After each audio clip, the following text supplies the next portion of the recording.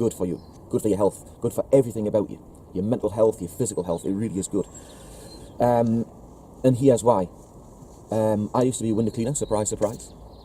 I was a window cleaner until 2001, for about 10 years, 9 years maybe, 10 years. Hated it with a passion.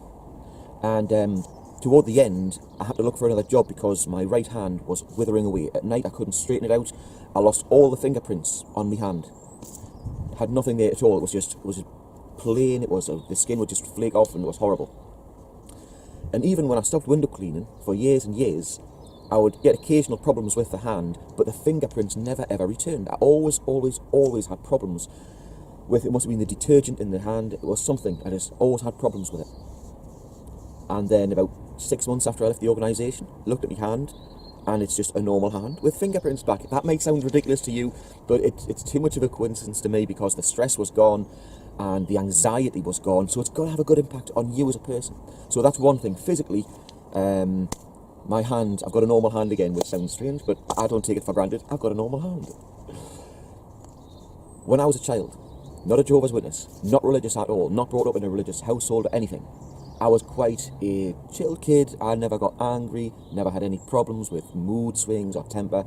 You got the usual things when you become an adolescent, of course, as everyone goes through, but in general, I was a very calm, relaxed, quite happy, I wasn't a kid who got stressed or got angry.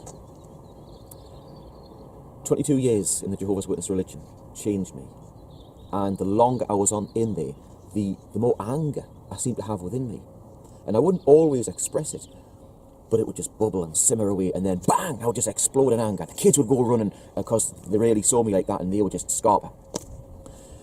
And I would just have these sudden outbursts of anger from out of nowhere. And it was all related to the fact that I wasn't happy as being one of Jehovah's Witnesses, but I couldn't leave because it was the truth. It was the only way of life.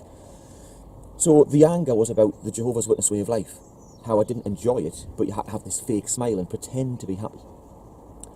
And I woke up November 2013, and I've never been angry once. It's now September 2015. 22 months later, not one outburst. Not once have I even felt I'm going to go. I am just convinced that leaving this place has had a beneficial effect on my health, and this place was the cause of my anger. When you're told constantly that whatever you do, it doesn't guarantee you a place in the kingdom, or whatever you do, it's never enough. It's undeserved kindness that will get you through Armageddon. Not deserved. You can never do anything to deserve it. Everything is undeserved because you're unworthy. So you've got all that to contend with. And then you just realise, I don't have this anymore. I don't have the burdens that they're throwing upon me. And I'm convinced that that is the reason that I've gone back to being the happy, chilled person that I was before that organisation took over my mind and my life, and apparently my body too. So that was a great relief, and that was another positive I took from leaving this organisation after 22 long years. In the early days of my awakening, at that time I was still with my wife.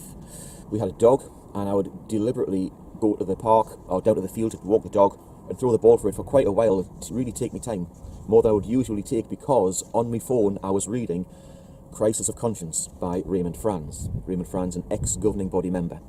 And that book is just the best book for people who are waking up to the fact that Jehovah's Witnesses are not the truth. I think it's impossible, personally, I think it really is impossible to read that book as one of Jehovah's Witnesses and still think you are in the truth. If you read Crisis of Conscience and you still think you're in the truth, I really think there's something wrong with you mentally. There is so much evidence in there from a member of the governing body, put over in such a humble, loving way. There's no malice, there's no negativity, there's no bitterness. He just tells it as it is in a kind and loving way. There's no way I can accept or understand how anyone can read that book and still think Jehovah's Witnesses are the only true religion. So if Jehovah's Witnesses, you get the chance to watch this, to read this book, or listen to it on YouTube, it's on there now, it's for you to watch, then do it, and don't be afraid of what it is. If you really think that you have got the truth, then the truth should never be afraid of being scrutinised. Never, ever. You should never be afraid of a doctrinal debate with any apostate, because you should be able to prove them wrong. Use the scriptures, prove them wrong. You've got the truth, remember? Truth is never afraid of scrutiny. If I'm in court and I'm telling the truth, You can cross-examine me forever and a day. I'm telling the truth. I've got nothing to be afraid of. So Jehovah's Witnesses, if you really have got the truth, don't be afraid of having a doctrinal debate with anyone who used to be one of Jehovah's Witnesses. If you are afraid, what does that say about your beliefs and your confidence in your belief system? I don't know what the next video is going to be about. I've got a few ideas in mind. I haven't decided yet. But I'm going to just enjoy doing it. This may be part of the healing process, if you want to see it that way. I'm not sure if it is, I don't know. But it's part of a process that I'm going to enjoy. I don't just want to walk away from 22 years in the Jehovah's Witness organisation and forget it ever happened. But on the other hand, I won't spend 22 years, or I won't spend the rest of my life looking back at 22 wasted years. If you spend your life looking in life's rearview mirror at what's gone in the past and you can't change, you're not going to focus on now and in the future. I'm not bitter, I'm not angry, I don't have anxiety about losing 22 years of my life. I'm just grateful that now I'm still young enough to enjoy the rest of my life in the future, and I'm excited as to where life is going to take me in the future. Hopefully videos like this one and others in the future from other people will help Jehovah's Witnesses to enjoy their freedom, because there is a great life out here for anyone who has the courage to examine their current beliefs and has the courage to just walk out the Kingdom Hall and say, nah, no way. It's not the truth.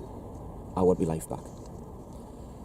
I sent my letter of disassociation on New Year's Eve 2014 because I wanted that year to end on a high and the new year to end on a high, and that's exactly what I did. I let Mike and Kim know, so they put a nail in the coffin for me on that day as a celebration, and I'll always be grateful for that. That video is downloaded on my computer and I love watching that video back for my nail going in the coffin as I left the Jehovah's Witness organisation. My disassociation letter is also on their website too for anyone to read, and it's good, you know. You feel as though you're friends with people you've never met, but you've got something in common with them. They're the most wonderful people, these apostates. Not negative, not bitter at all. And it's so good to feel, or to be among people who understand what you're going through, but who are also willing to do just a little bit of activism to try and encourage others to do the same, and to try and encourage current Jehovah's Witness members to just start doing some independent thinking. Don't let those 7 men in Brooklyn do your thinking for you. You've got a brain, use it. If you've got doubts, don't suppress them. Stare them straight in the eye. Investigate why you've got the doubts. And, you know, enjoy your freedom when you get hold of it. Don't let it go again. Until the next time, thank you very much for listening, and we'll see what the next video brings. Thank you very much.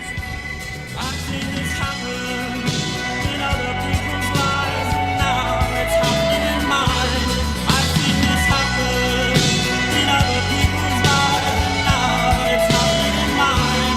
I've seen this happen in other people's lives, and now it's happening in mine.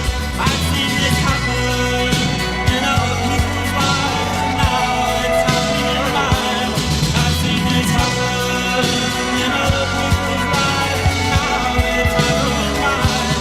Happening in mine, happening in mine, happening in mine, happening in mine. I've seen this happen in other people's lives, and now it's happening in mine, happening in mine. I've seen this happen in other people's lives, and now it's happening in mine, happening in mine, happening in mine, I've seen this happen in other people's lives, 22 years! Oh, what a fool. What a fool.